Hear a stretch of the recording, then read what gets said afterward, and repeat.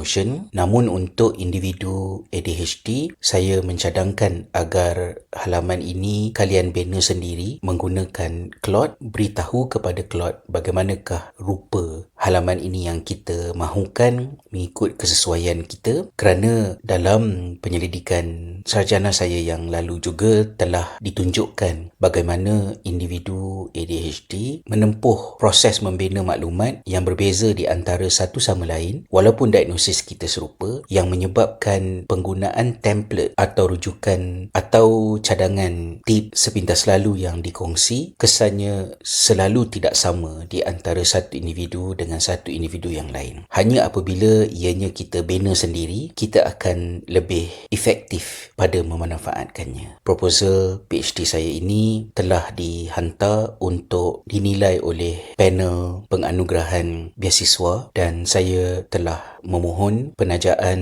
di bawah Trinity Research Doctorate Award berasaskan kepada fakulti. Kerana ada beberapa kategori yang berbeza antara satu sama lain, saya tidak memohon award di bawah Students with Disability kerana setelah mengenal diri sendiri, tahu bagaimana diri sendiri bekerja, saya fikir award itu mungkin lebih bermanfaat andai diperolehi oleh individu lain yang lebih memerlukannya. Saya mengambil keputusan untuk memohon melalui award terbuka. Alhamdulillah, proposal saya telah mendapat tempat pertama dan terpilih untuk menerima penajaan penuh dalam bentuk yuran dan wang perbelanjaan bulanan selama 4 tahun hingga ke penghujung pengajian. Award ini terbuka untuk semua calon PhD sama ada penduduk tempatan daripada European Union ataupun dari kalangan pelajar antarabangsa. Maklumat mengenainya